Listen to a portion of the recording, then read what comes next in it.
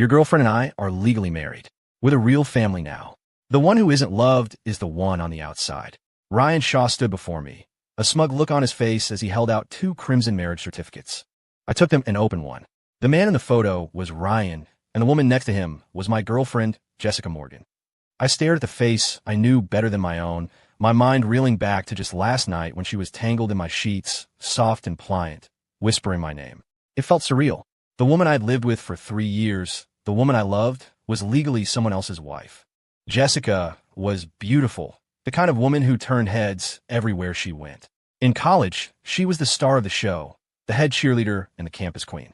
It was only natural that she ended up with me, the captain of the basketball team. We were the golden couple, the pair everyone envied. After graduation, we moved in together, a seamless transition into the life we were supposed to build. So how'd it come to this? Maybe the reasons didn't matter anymore. The only things that mattered were the raised seal under my thumb and the crisp date of registration on the certificate. It told me this was real. Just a few days ago, when she'd told me she was going home to visit her parents, she had married this man. As I stared at the document, silent, the color draining from my face, Ryan's lips curled into a triumphant smile he could no longer hide.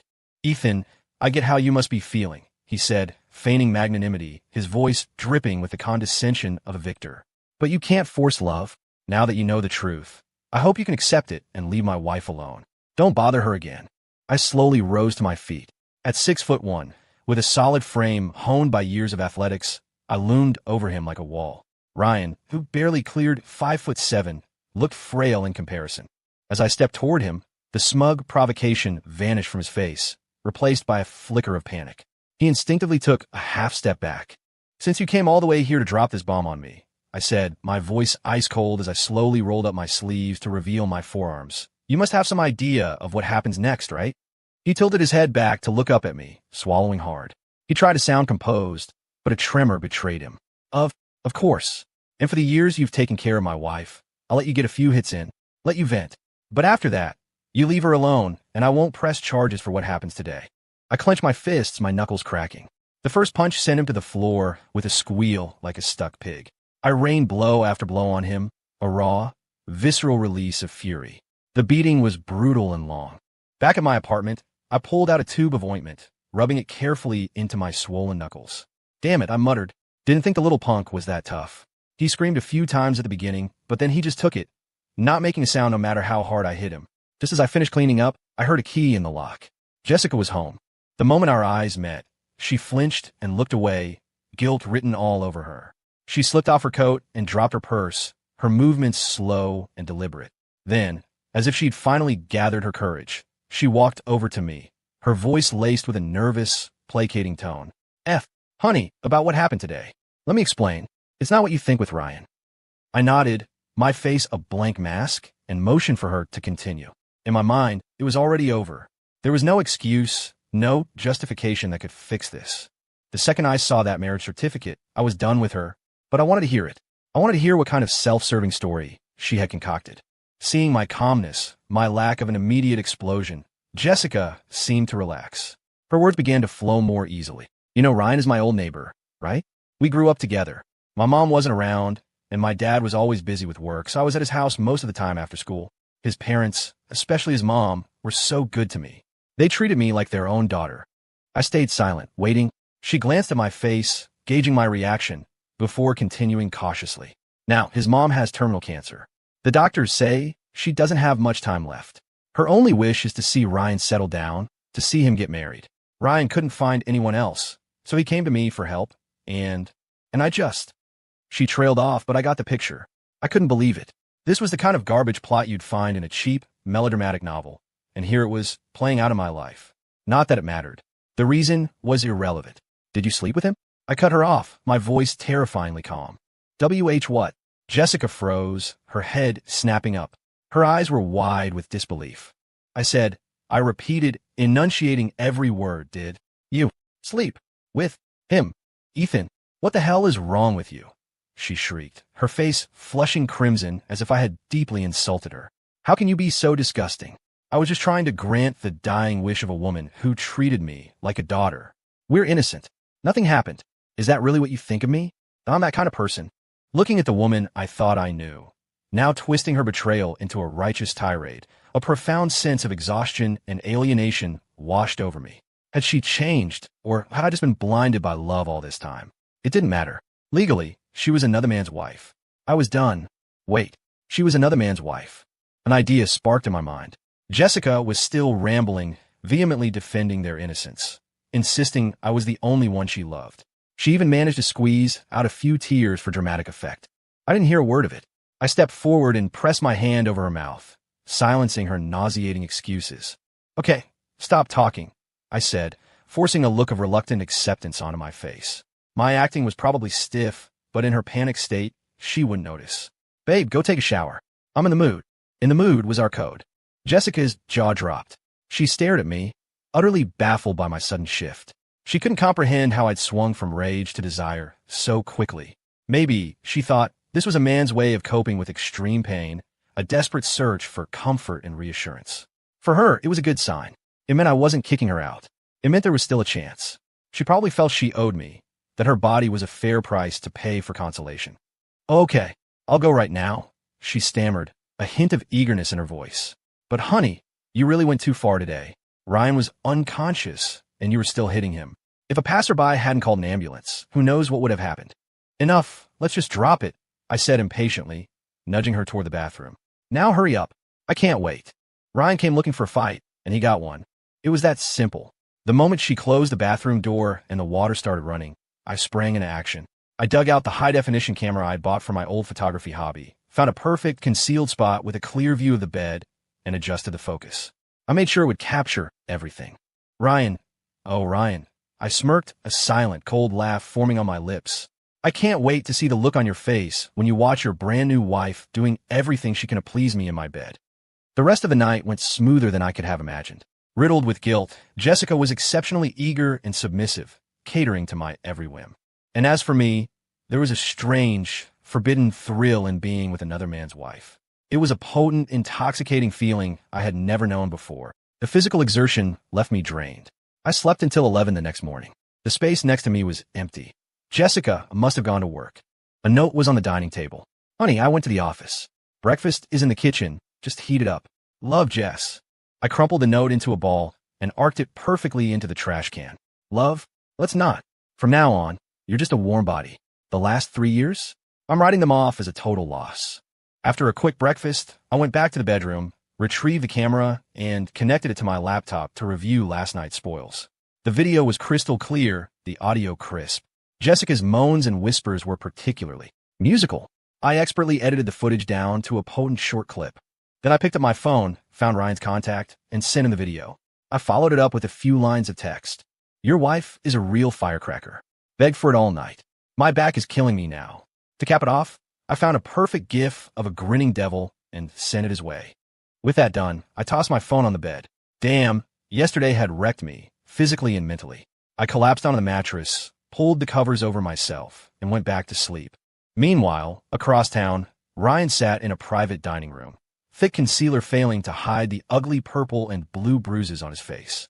He had taken a day off to recover, but an important client had specifically requested him, and his boss's phone call had left no room for refusal. So here he was, forcing himself to function. The atmosphere was cordial. The client, Mr. Wallace, was there with a few of his associates, and Ryan had brought 2 of his top team members. Ryan, your face. What happened? Mr. Wallace asked, his tone concerned, but his eyes sharp with curiosity. Ryan's stomach clenched. He forced a smile. It's nothing, Mr. Wallace. Just a clumsy accident. Got chased by a stray dog on my way home last night and took a fall. Nothing to worry about. It won't affect our business. He tried to brush it off, mentally cursing Ethan's entire family tree. The food arrived, wine was poured, and the conversation gradually shifted to the details of their potential partnership. Just then, Ryan's phone, sitting on the table, lit up with a text message. He didn't want to check it, but out of the corner of his eye, he saw the sender's name, Ethan Cole. What does he want now? It can't be anything good. A knot of dread formed in his chest. He hesitated, but curiosity won. Seizing a moment when Mr. Wallace was speaking, he tapped the notification. The first thing that opened was a video. He instinctively hit play. The next second, Jessica's voice, breathy and seductive, echoed from his phone speaker. Honey, you have to be gentle. MMM. Stop it. The sound wasn't loud, But in the quiet of the private room, it was like a thunderclap. Everyone froze. All eyes shot to Ryan and his phone. Ryan's face went ghost white. He fumbled with the volume button, frantically trying to mute it. On the screen, Jessica was a vision in a sexy black lace nightgown, locked in a passionate kiss with Ethan. Ethan's hands roamed freely over her back and buttocks. The camera shook as she was pushed onto the bed, and then the video abruptly ended. Ethan had only shown him the tantalizing, infuriating foreplay, cutting it off before the main event. A dead, awkward silence fell over the room. Mr. Wallace's expression had darkened. His associates glanced around, trying to suppress their smirks. Ryan's 2 employees stared at their plates, wishing the floor would swallow them whole. But what truly broke Ryan were the text messages that followed. He felt the blood rush to his head, his face burning hotter than it had from Ethan's fists. He shakily closed the video, his eyes falling on the taunting words and the devil gif. Each character was a poisoned dagger stabbing into his heart. The gif was a vicious mockery of his manhood. He and Jessica were childhood friends. Their families had lived across the street from each other, and the adults always joked they were a little couple. But they were too young and too familiar with each other for any real sparks to fly. They went to different high schools and colleges in different states, only seeing each other during holidays. After graduation, Jessica returned to the city to work at her father's company, and Ryan found a job through his family's connections. They reconnected during a trip back home. Jessica had blossomed into a stunning, vibrant woman, a far cry from the lanky girl who used to follow him around. He was instantly smitten and began pursuing her. But just when he thought things were progressing, Jessica showed up for a date with her arm linked through that of a tall, handsome man. "Ryan, this is my boyfriend, Ethan Cole," she'd said with a smile. The smile froze on his face. His heart sank. He managed a few strained pleasantries before making an excuse and fleeing. But he didn't give up. Jessica was a catch, successful, beautiful, and set to inherit her family's business. He swore he would win her back. So what if she had a boyfriend? People got divorced all the time. He didn't care about her past. All that mattered was possessing her and the resources her family could provide. That had been his thinking. But now, seeing the video, watching the woman of his dreams, the woman he had just legally bound to himself, writhing so passionately under another man, displaying a side of herself he'd never seen, his mind snapped. The video was a poisoned thorn lodged deep in his soul. Even if he won her back, he would never forget this. It would always be there, twisting in his gut. "Mr. Shaw, Mr. Shaw, Mr. Wallace's voice, sharp and annoyed, cut through his haze. "Are we going to eat or not? The food's getting cold." The client's prodding was the spark that ignited the powder keg of Ryan's humiliation and rage. "Eat this, you son of a bitch." Ryan screamed, his eyes bloodshot. With a surge of crazed strength, he shoved the heavy, rotating glass centerpiece of the table, sending dishes flying. "Get out. All of you get the hell out." Crash. Porcelain shattered, and food and soup splattered everywhere. Mr. Wallace, caught off guard, was drenched, his expensive suit ruined. He stood there, stunned, before his face contorted in fury. "Ryan, are you out of your goddamn mind?" One of Mr. Wallace's younger associates shouted, trying to score points with his boss. He tackled the raging Ryan, slamming him to the floor. Mr. Wallace wiped gravy from his face, trembling with anger. He grabbed an intact ceramic teapot and smashed it across the face of the pinned Ryan. "Fucking lunatic. Don't even think about doing business with us ever again. We're leaving," he spat, storming out of the ruined room with his team. Ryan lay on the floor, his face a mess of old bruises, new cuts, and sticky food. Blood trickled from a gash on his forehead. He could feel the stares of the restaurant staff and hear their whispered gossip. His eyes, once full of shock, slowly went vacant, then hardened into a look of pure, venomous hatred. "Ethan Cole," he seethed, his teeth grinding so hard he thought they would crack. "You think you could disgust me into backing down? Not a chance. Jessica Morgan is mine. I don't care what I have to do. I will have her, and she will give me a child. We'll see who gets the last laugh." A few days later, his face still bruised and his ego shattered, Ryan met with Jessica. He chose a quiet, private booth at an upscale steakhouse. When Jessica saw his injuries, her eyes filled with guilt. "Ryan, your face. Is it okay?" Ethan was just so angry. "It's fine. Don't blame him," Ryan said, waving a hand dismissively, his expression a mask of pained forbearance. "I deserved it. I knew what would happen if I went to him. If I were in his shoes, I probably would have reacted worse." He expertly framed himself as both victim and understanding party. Jessica's expression soured. "You shouldn't have done it. We agreed it was a fake marriage, just until your mom. And then we'd get a divorce. You didn't have to throw in his face. I'm lucky Ethan didn't break up with me right then and there. Jess, it was all my fault. Ryan sighed, his voice low and sorrowful. I asked you here today because I need to ask you for another favor. What is it? Just tell me. Ryan looked up, his eyes welling with tears, his voice cracking. My mom. My mom. She's getting worse. The doctor said it could be any day now. Oh my God, no. Jessica gasped, genuinely shocked. She knew his mother was sick, but she hadn't realized it was this dire. When she was lucid yesterday, she held my hand. Ryan began, mimicking the weak, halting speech of a dying person. She said, the only thing she can't let go of is me. She can't die in peace without seeing me settle down. If only what? Spit it out, Ryan, Jessica urged, growing anxious at his dramatic pauses. She said if she could just see her grandchild before she dies, just hold him once, she would have no regrets. He looked up, his eyes a desperate, pleading pool of manufactured despair. Jess, I know this is an insane, terrible thing to ask, but can you help me? Can you have a baby for me? To fulfill my mom's final wish. What? Jessica shot up from her seat as if struck by lightning, her voice shrill with shock. Ryan, are you insane? That's impossible. Her face was flushed, a mixture of anger and disbelief. I agreed to the fake marriage, and Ethan is already furious. We almost broke up, and now you want me to have your baby? That's the most ridiculous thing I've ever heard. No, absolutely not. Her tone was final, leaving no room for negotiation. Ryan, I've always seen you as a brother, and I'm so grateful for everything your mom did for me. But if you ever make such an outrageous request again, we can't even be friends. Seeing Jessica's resolute expression, Ryan's face fell. The flicker of hope was quickly replaced by an overwhelming wave of grief. He lowered his head, his shoulders trembling as if he were crying silently. After a long moment, he looked up, tears streaming down his face. I'm sorry, Jess, he choked out. It's my fault. I'm being selfish. I shouldn't have asked. I've already caused you enough trouble. He sniffled, his voice thick with anguish. But my dad died when I was young. My mom raised me all by herself. She's the only family I have left. We've been through so much together. If I can't even grant her this one last wish, what's the point of me even living? With that, he abruptly stood up, his eyes fixed on the huge plate glass window of the private dining room. Mom, he cried out dramatically, your son has failed you. I can't let you pass on with peace of mind, so I'll go first. He lurched toward the window, making a show of trying to climb onto the ledge to jump. Ryan, what are you doing? Jessica screamed, terrified.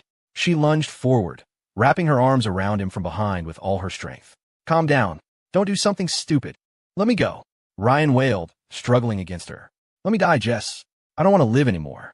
If I can't fulfill my mother's wish, my life is meaningless. Don't stop me. His movements were theatrical, and his approach to the window was deliberately slow, as if he were waiting for his cue. Jessica, sobbing and screaming, used every ounce of her strength to pull him back from the edge. They both collapsed onto the floor. Ryan sat there, his face buried in his hands, letting out gut-wrenching sobs. Jessica, still shaking from the ordeal, looked at the broken man before her, thought of his dying mother in the hospital, and felt her resolve crumble. Don't be like this, Ryan, she pleaded, her voice choked with tears. Just give me some time to think. Please, let me think about it. Ryan's sobs subsided. He lifted his tear-streaked face, his eyes full of cautious hope. Jessica bit her lip, the words catching in her throat. This is too big. I can't make this decision alone. I have to go home and talk to Ethan about it. A cold, triumphant smile flashed in Ryan's mind. Talk to Ethan? That violent bastard will never agree. But this was exactly what he wanted. He had planted the seed. As long as she was considering it, he had an opening. On his face, however, was a look of profound gratitude. Thank you, Jess, he whispered. Thank you for not giving up on me completely. I'll wait to hear from you. That evening, I came home to find Jessica already there. The dining table was laden with a feast of my favorite foods. The moment I walked in, she rushed over, a forced, placating smile on her face. She took my briefcase, got my slippers, and helped me off with my coat, her every move oozing an excessive, calculated attentiveness. Honey, you're home. Are you tired? I left work early to make your favorite steak and roasted potatoes. I sneered internally. An apology feast. Something was up. Ryan had clearly pulled another stunt. We sat down to eat in a heavy silence. She kept piling food onto my plate, but barely touched her own, looking anxious and distracted. Halfway through the meal, she couldn't hold it in any longer. She put down her fork, took a deep breath as if steeling herself for battle, and spoke. Honey, there's something I need to talk to you about. Her voice was barely a whisper. Yeah? What is it? I asked flatly, spearing a piece of steak. She fiddled with the rice in her bowl, then haltingly recounted the day's events. Ryan's suicide attempt, his mother's supposed dying wish for a grandchild, and his absurd request. She framed it as a desperate, tragic situation, emphasizing how much she owed his mother. Crack! Before she could finish, I slammed my fork down on the table. The dishes rattled. My face was a thundercloud. Jessica, have you lost your damn mind? Are you an idiot? You actually believe that crap? And you have a nerve to come home and discuss it with me. I shot to my feet, glaring down at her, my chest heaving with rage. Helping him with a fake marriage was my absolute limit. Now he wants you to have his child? Who the hell does Ryan Shaw think he is? And what do you take me for? Some fool you can manipulate and walk all over. Even though I knew we were over, I had no interest in playing the benevolent, understanding partner. My sudden explosion made Jessica flinch. Tears instantly welled in her eyes, streaming down her cheeks. No, Ethan, that's not it. Please listen. She sobbed, reaching for my hand. I yanked it away. Listen to what? What is there to explain? We're talking about having a baby. It's 2 lives, Ethan. It's 2 human lives, she shrieked, her voice cracking. His mom is 1, and now he's threatening to kill himself. What am I supposed to do? Just stand by and watch them die? His mom was like a real mother to me when I was a kid. I can't do it, Ethan. I can't be that heartless. She was crying hysterically, trying to trap me with guilt and morality. Heartless? Huh. I laughed, a bitter, angry sound. You're not heartless. You're a goddamn martyr with a savior complex. They're using you, Jessica. They're playing you for a fool. No, they're not. His mom isn't like that. It's normal for an old woman to want to see her grandchild, she argued, still defending them. Get out. I roared, kicking my chair back. The loud bang made her jump. Jessica, I'm telling you right now, don't even think about it. If you agree to this, we are over. Instantly. The choice is yours. Without another glance at her tear-stained, pleading face, I strode to the door and slammed it behind me. The deafening sound felt like the final, punctuating note on our 3-year relationship. I drove to the nearest hotel and checked in. After a long shower, lying on the crisp sheets of the hotel bed, I finally calmed down enough to think. The truth was, I'd already given up on her. In my head, she was already someone else's wife. But hearing that ridiculously manipulative demand, I still lost control. After all, I had genuinely loved her once. Seeing the person I cared for be so naive, so easily twisted around someone else's finger, filled me with an anger I couldn't contain. But a person who betrays true feelings doesn't deserve a simple ending. Perhaps making them pay a more tangible price would be more satisfying. The next morning, I woke up to a phone screen buried in notifications. Over 99 missed calls and a flood of texts, all from Jessica. She'd been trying to reach me nonstop since I left. I ignored them, went down to the hotel restaurant for a leisurely breakfast, and only then did I slowly check out and drive home. When I opened the door, I found her curled up on the living room sofa. She hadn't gone to work. Her eyes were swollen and red, her face pale, and her hair a mess. She looked like she hadn't slept at all. The moment she saw me, her face lit up with relief. She scrambled off the sofa and ran to me barefoot, throwing her arms around me and burying her face in my chest, sobbing uncontrollably. Ethan, you're finally back. I was so scared. I thought I was going to lose you. Oh God. I didn't hug her back. I stood there stiffly, letting her cry. After a while, sensing my coldness, she quieted down and looked up at me, her eyes wet and pleading. Seeing that my expression was calm, not the terrifying rage of last night, she clung to me like a drowning woman to a lifeline and started explaining again. Honey, listen to me. I didn't explain it properly yesterday, she choked out. When I said have a baby, I didn't mean. Not in the way you're thinking. We would use IVF. It's a medical procedure, completely safe. There would be no physical contact. I swear to you, none at all. I gently pushed her away, walked over to the sofa, and lit a cigarette. After taking a long drag, I asked slowly, oh, IVF. And when a child is born, who does it belong to? Who raises it? Sensing that I was willing to talk, Jessica rushed to my side. Ryan said the baby would be his to raise. He promised he would never interfere in our lives. As soon as this is over, we'll get a divorce, and he'll disappear from our world for good. You make it sound so simple, I scoffed, blowing out a smoke ring. Even with IVF, you are legally the child's mother. What happens when he grows up and comes looking for you, wanting a piece of your inheritance? Your company shares, your properties, your savings. Are you going to split all that with him? That, she was stumped. She'd been so trapped by the emotional blackmail that she hadn't considered the practical, long-term consequences. She paused, her brow furrowed in thought. Then, her eyes lit up as if she'd had a brilliant idea. Then I can have a legal document drawn up. A transfer of assets. Just like we did for the fake marriage. I can sign everything I own over to you. That way, it has nothing to do with me or the child. Ryan won't get a single penny. The more she said it, the more convinced she became. It was the perfect solution to her moral crisis and the key to winning me back. Are you sure? I asked, stubbing out my cigarette and looking her straight in the eye. That's everything you have. I'm sure. Jessica nodded emphatically. Ethan, all I want is to be with you. Nothing else matters. If you can just forgive me and trust me, I'll give you everything. Just please, don't leave me. Her eyes were filled with desperation. I sighed and reached out, stroking her hair. My voice softened. All right, if you're serious, then I'll trust you one more time. But we need to get the paperwork for the asset transfer done as soon as possible. And as for the IVF, I'm still not sold, but you need to follow the doctor's orders. Start by getting your body ready. First, I'd secure her assets before that manipulative pair could swindle them from her. Telling her to focus on her health was a way to stall and keep her compliant. With her money in my hands, everything would be easier. The real plan, my revenge against Ryan and his mother, was just beginning. You want to play the part of the devoted son, Ryan? Fine. I'll make sure you get an award for it. A few days later, Ryan's mother took a sharp turn for the worse. The long hospital stay had taken its toll, and her kidneys were failing. But at this critical moment, Jessica was still preparing her body and hadn't started the IVF process. Desperate to keep his mother alive, Ryan asked the hospital to find a kidney donor. Unfortunately, there were no matches. A doctor suggested Ryan get tested, just in case. He was a perfect match. A million thoughts screamed no in his head, but if his mother died now, his whole plan with Jessica would collapse. After weighing his options, he agreed to the donation. If he married Jessica, her family's wealth would mean he'd never have to worry about money again. A week after the kidney transplant, his mother's lungs began to fail. Ryan was tested. Another perfect match. He gave up half a lung. Another week passed. Her liver cirrhosis worsened. He was a match. He gave up part of his liver. Another week. Her pancreas failed. Unsurprisingly, another match. He donated his pancreas. Finally, after another week, her heart started giving out. This time, Ryan refused.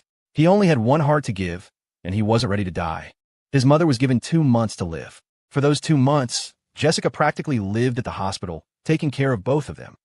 With things as they were, no one mentioned the IVF anymore. It was during this time that, through work, I reconnected with my childhood friend, Chloe Davis. Chloe and I had grown up in the same neighborhood. She was sweet and down-to-earth from a modest family, and had always been incredibly kind to me. We used to joke as kids that if we were both still single at 30, we'd marry each other. We weren't 30 yet, but neither of us wanted to let this chance slip by. We knew each other inside and out, so we skipped the dating phase.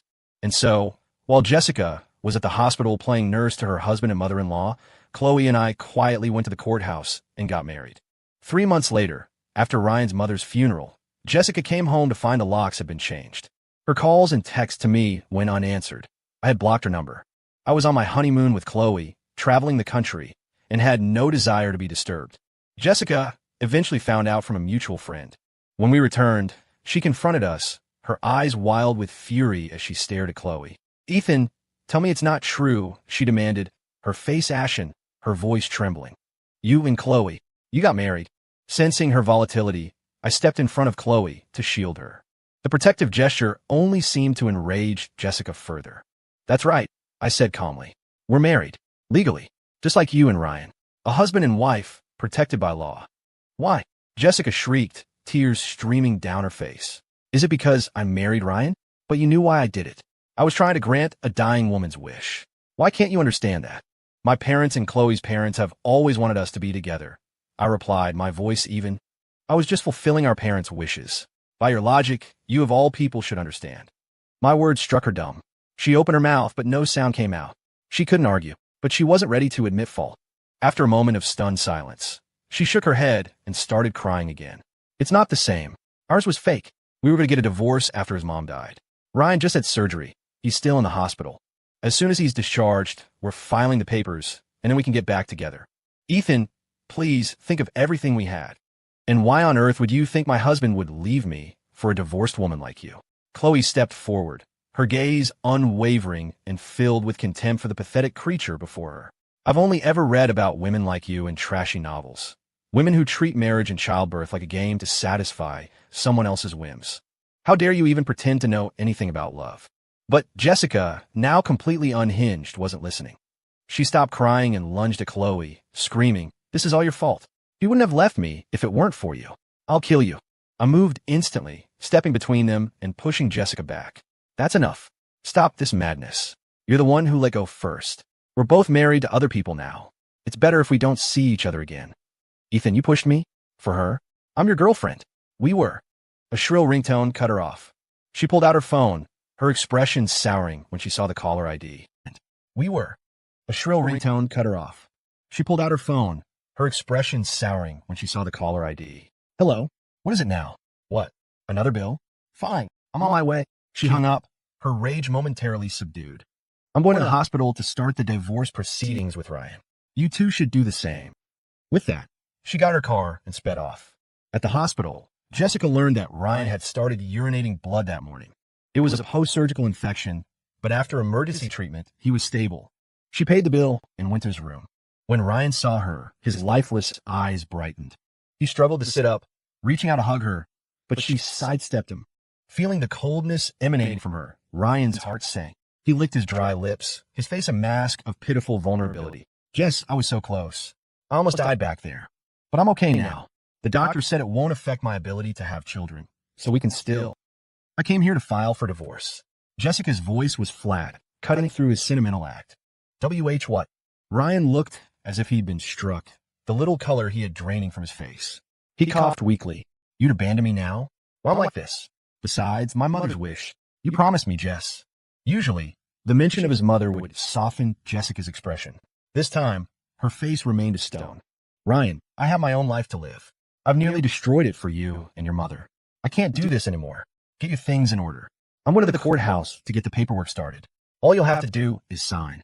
Without giving him a chance to protest, she turned and walked out of the room, staring at her retreating back. Ryan wanted to cry, but no tears came. He had no family left, no job, no money, and most of his internal organs were gone. Now, Jessica, his only reason for living, was leaving him too. He had nothing left but a broken body. Ha, ha, ha, ha. A chilling, unearthly laugh escaped his lips. His eyes turned dark and terrifying. "Jessica Morgan, I lost everything for you. You think you can just walk away? Not a chance. We're going to hell together." He pulled out his phone and posted a video to TikTok. Then he went to the hospital roof and leaked. The video, detailing the tragic story of a devoted son betrayed by his wicked wife who ran off with her lover and all their money, went viral almost instantly. Jessica was portrayed as a monster who had driven her terminally ill husband to his death. The internet mob descended, doxing her and calling for her blood. From that day on, she vanished. No one ever heard from her again. No one knew where she went or whether she was dead or alive. My life with Chloe moved forward peacefully. It turns out, who you spend your life with matters immensely. A person who truly loves you will protect you, not hurt you. 2 years later, our son was born. On the day of his 1-month celebration party, we received a gift, a beautifully crafted gold medallion shaped like a horse for the year he was born. The card was signed, "From your godmother." Chloe and I both knew who it was from. The company I now ran was thriving, and every month I deposited a large sum of money into a specific bank account, more than enough for her to live comfortably. It was the only thing I could still do for her. Epilogue, Jessica's story. Leaving the courthouse, I drove back to the hospital with the divorce papers. As I pulled up, I saw them. Hospital workers were carefully scraping what was left of Ryan off the pavement. My mind went blank. I was standing there, paralyzed, when a friend called, telling me to check the top trending videos online. After watching it, I felt a cold dread wash over me, as if I'd been doused with ice water in the middle of winter. How could he do that? I had truly thought of him and his mother as my own family, my own brother and mom. I had done everything they asked of me, even sacrificing the person I loved most. And in the end, he stabbed me in the back.